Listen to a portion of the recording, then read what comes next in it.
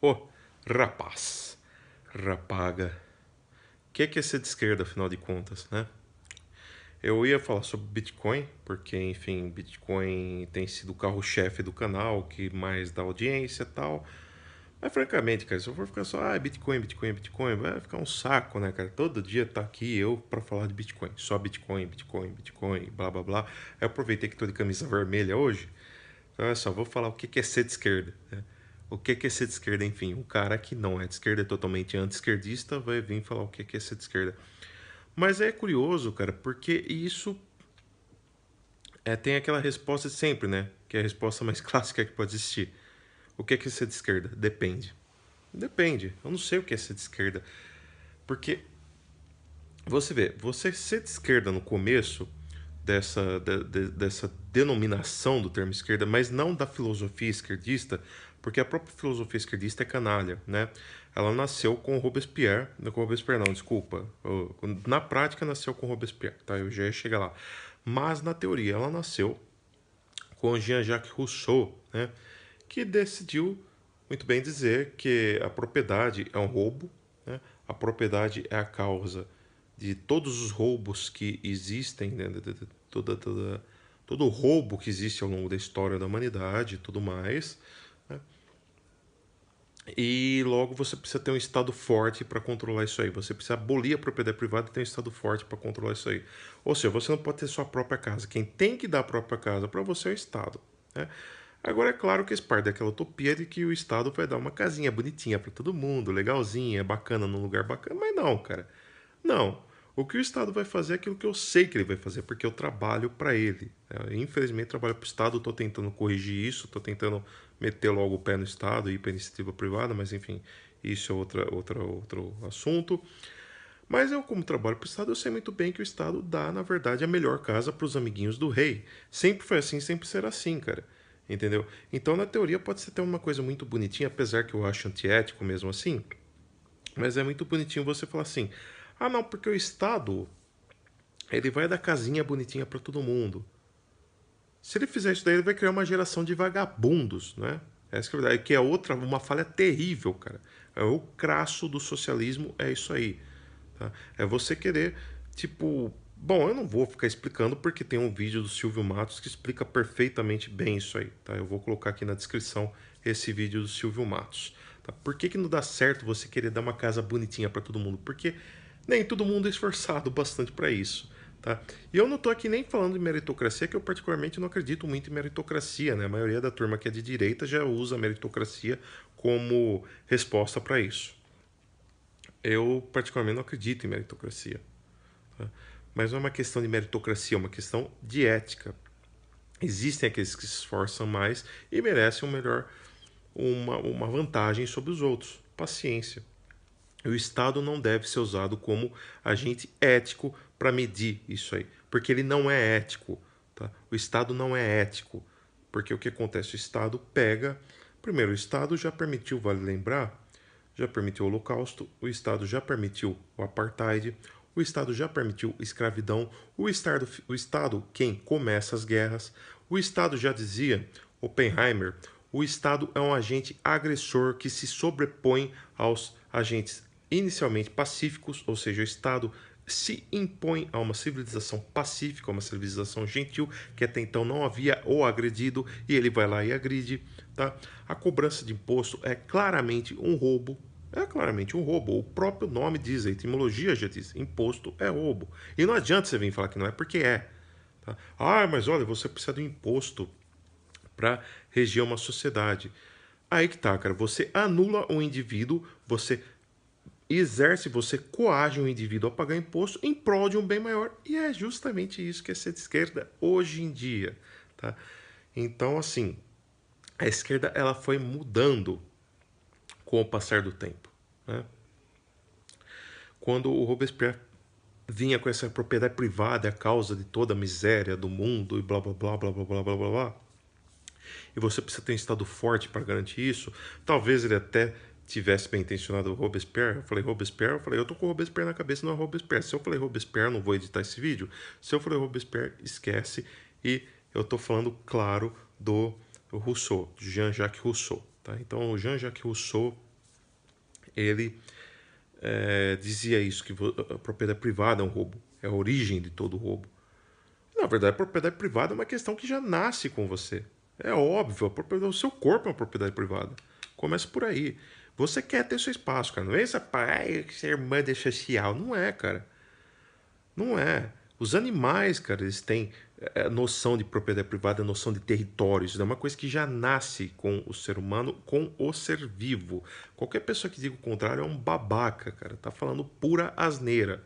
Tá? E o cara que diz isso daí, eu duvido muito bem que ele doaria a casa dele, por exemplo, para fazer um albergue socialista, para abrigar amiguinhos socialistas dele, porque o cara com certeza ia querer levar a mulherada dele pra cama, sem ter gente enchendo o saco pra cama que é dele, né? E levar a mulher dele pra casa dele, na cama dele. O cara que diz que não quer isso daí, o cara é um palhaço, ele tá inventando história pra cima de você. Tá? Mas olha só, essa esquerda então nasceu com Robespierre. Essa esquerda nasceu com o Jean-Jacques Rousseau. Agora vamos entrar no Robespierre. O Robespierre já usou essa esquerda, pelo menos na teoria, na melhor intenção possível, de fato. É que ele usou, na verdade, para se promover e depois fazer as asneiras que ele fez por aí, né? Que eu reprovo totalmente. Mas ele tinha ideais assim super interessantes no começo que, se você não concordasse, você seria um canalha praticamente. Ele queria uma redução de Estado perante os direitos individuais, né? Ou seja, naquela época na França, né, eles lutavam contra a Revolução Francesa. Na verdade, foi um estopim contra os abusos do Luís XVI da Maria Antonieta, tá ok? Foram mortos, merecidamente mortos, né? E eu particularmente acredito sim que a Revolução Francesa tenha sido necessária. De uma certa forma, até a tal da Revolução Bolchevista foi meio que necessária naquela época, porque, enfim, o czarismo na Rússia não estava longe de ser uma maravilha, né? Mas, enfim, no fim a Revolução Bolchevista acabou jogando a população num lixo ainda maior que o czarismo, mas tudo bem. A mesma coisa eu digo da Revolução Cubana, que foi necessária porque o Fulgêncio Batista era um panaca, mas de uma certa forma Fidel Castro acabou sendo, sei lá, tão ruim quanto, quiçá pior, né? Mas com relação à Revolução Francesa e o Robespierre, tal, ele tinha uns ideais interessantíssimos, né, que seria você, na verdade, valorizar mais o individualismo do que o coletivismo. Porque, veja bem, ele achava que todos deveriam ter acesso ao voto, por exemplo, o sufrágio deveria ser universal, né? Todo mundo deveria poder votar, ao contrário da turma da direita, lá do Jean-Jacques Brissot. Jean-Jacques Brissot? Eu não lembro, era Jean-Jacques Brissot? O Brissot, vou colocar aqui que eu tô hoje com a cabeça a mil. Tá? Tanto é que eu já estou confundindo Robespierre com Rousseau, já várias vezes confundi. Mas enfim, o Brissot, vamos colocar o Brissot, ele é mais conhecido como Brissot, né? O Brissot já tinha aquela direita, né, que é uma direita ultraconservadora, que era uma direita que não queria a participação do povo na política, era uma direita que não queria, do povo no caso, é claro, a classe menos abastada no caso, ele não queria a participação das crianças pobres na escola, ele não queria que a educação fosse para todos. Achava que a educação tinha que ser só da parte privilegiada da sociedade e tudo mais. Isso para mim é um absurdo. Isso é uma direita nojenta, de fato. É uma direita burguesa, nem diria burguesa, esse termo burguês é empregado incorretamente, porque burguês, por exemplo, comerciante é um burguês, né?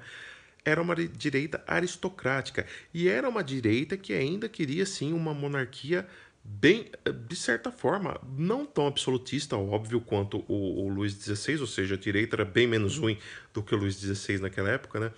A direita, no auge da sua crueldade, vamos dizer assim, era bem menos ruim, mas era uma direita monárquica e a favor de um poder relativamente absoluto do rei, né? Não absolutamente absoluto, mas relativamente totalitário, relativamente absoluto, de uma certa forma. Era a favor, sim, que você tivesse um rei para favorecer uma minoria da população. Então essa direita era cruel, de fato. Tá? Era muito cruel. Ao contrário da esquerda, né? A esquerda, pelo menos na teoria, era boazinha.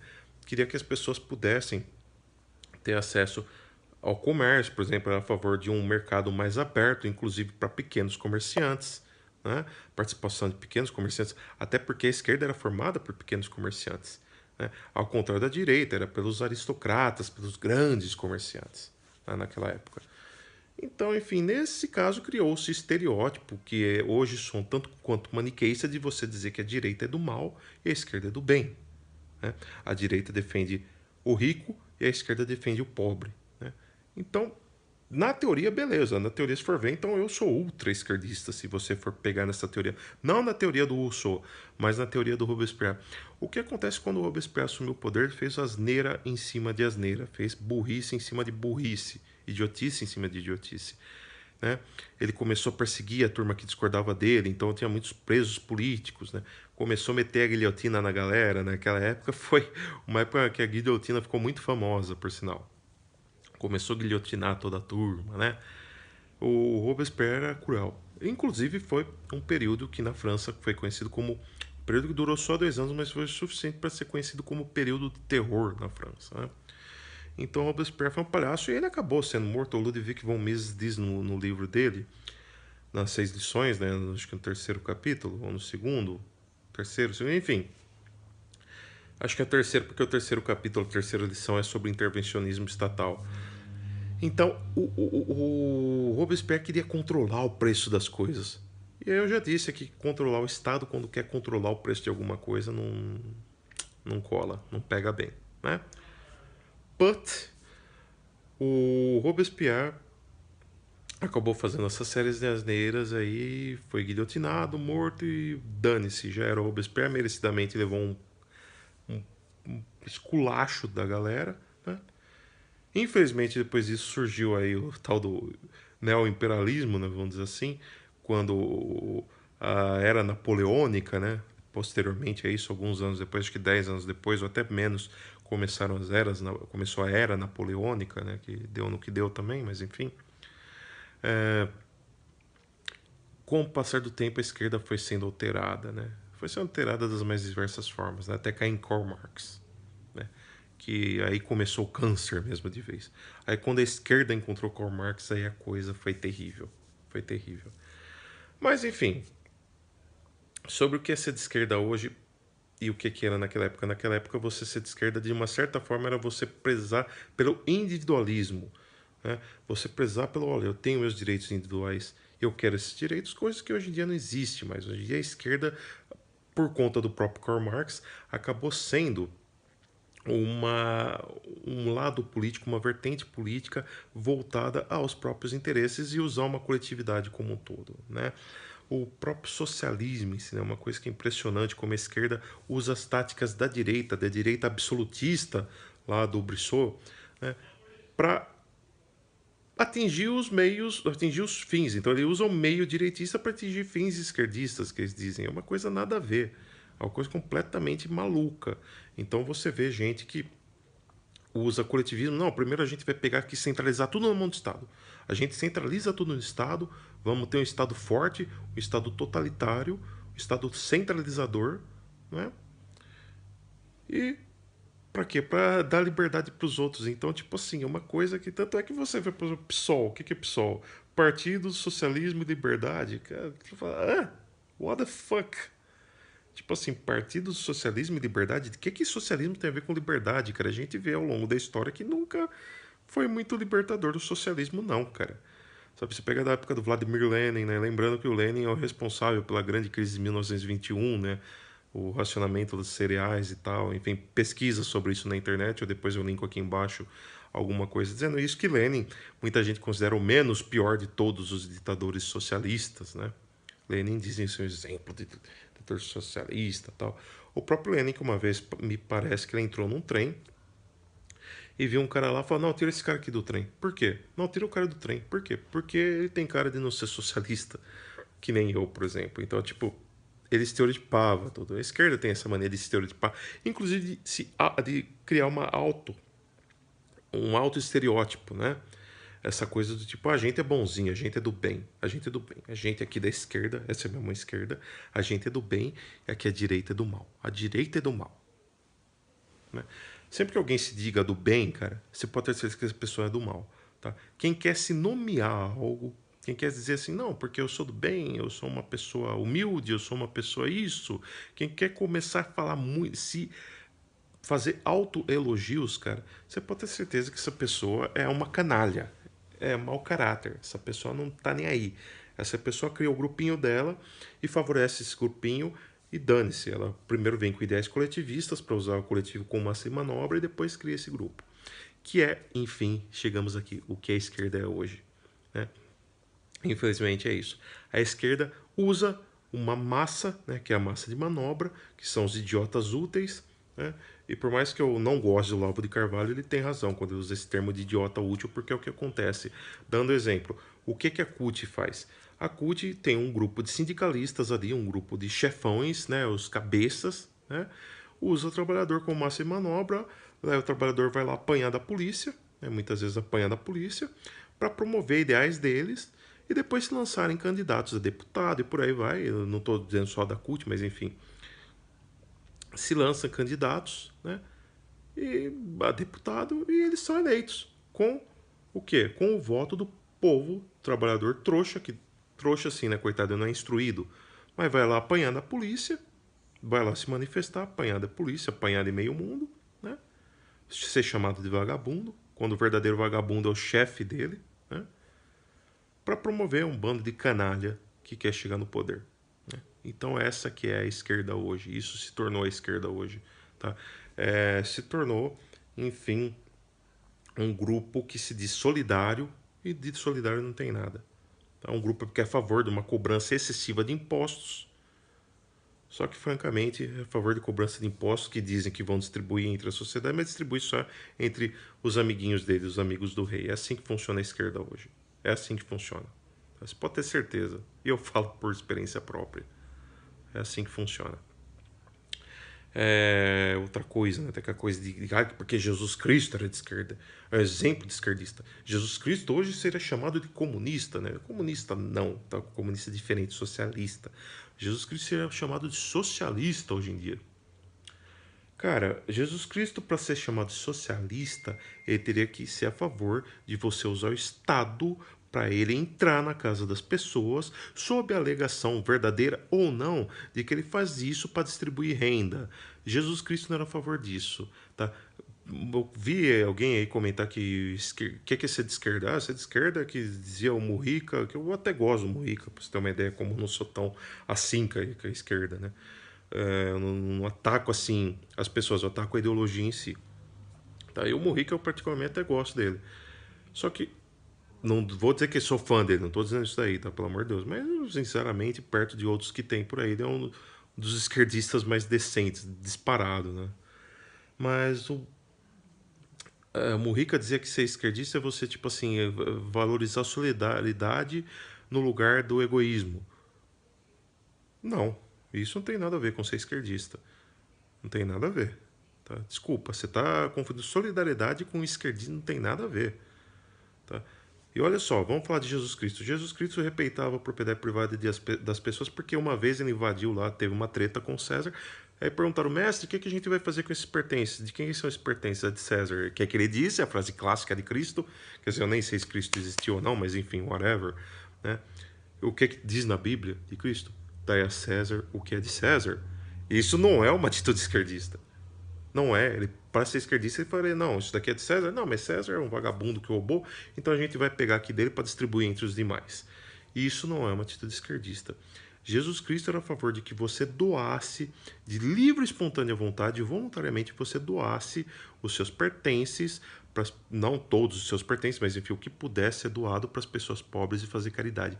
E isso nada tem a ver com esquerda e direita. Tá? Solidariedade é outra, não tem nada a ver com política. Tá? A esquerda hoje em dia ela é a favor de que você cobre uma taxa alta de impostos sob o pretexto de ajudar uma coletividade. É isso que a esquerda faz. É o tal do negócio. Vamos anular o indivíduo em prol de um bem maior, em prol da coletividade. Então, sempre que alguém vir com ideais coletivistas, não, pelo bem maior, tome cuidado com essa frase bem maior. Sabe um cara que falava muito de bem maior, cara? Um cara que falava muito de bem maior era Mussolini, que por sinal era um grande representante da esquerda, socialista e depois virou fascista. Eu, quando era esquerdista, cara, também era crítico de cinema, escrevi sobre um filme lá da Mostra de São Paulo, que era um filme que narrava os feitos do Mussolini, né? E eu vi o Mussolini como socialista. Nossa, o Mussolini socialista, cara, depois se tornou esse fascista. Fascismo e socialismo estão ali, ó, caminhando aqui. A diferença, vou falar para você a diferença entre socialismo, fascismo e nazismo. Fascismo é um coletivismo em prol do Estado. Nazismo, um coletivismo em prol de uma raça que eles dizem ser a raça superior, a raça ariana. Socialismo, coletivismo em prol do trabalhador. Né?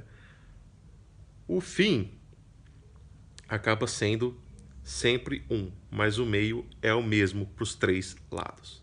É o mesmo para os três lados, que no fim, o fim é o mesmo. É o mesmo, cara. Você nunca viu um socialismo pleno que a distribuição de renda seja igual. Sabe por quê? Porque o ser humano é canalha. O ser humano não é bonzinho.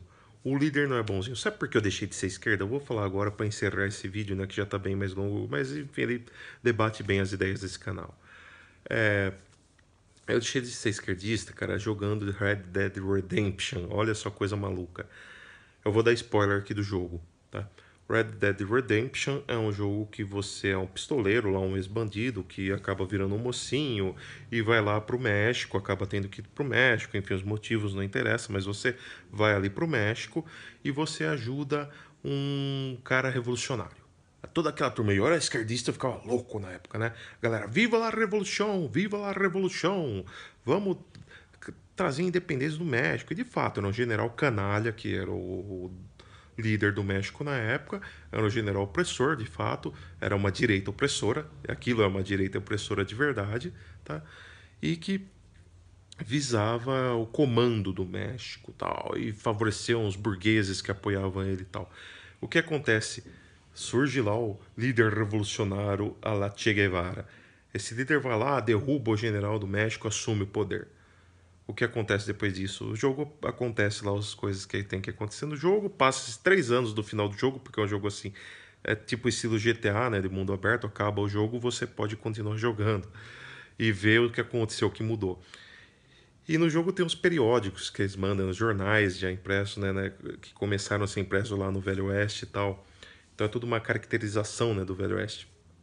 E aí você vê o jornal impresso, né, primeira manchete, ditador sanguinário, né, porque você ajuda a Revolução no México, você derruba o general junto com o cara, 3, 4 anos depois, ditador sanguinário que assumiu o México, tá, tá, tá, tá, tá. Então você vê que aquele cara revolucionário esquerdista, o que é que ele faz?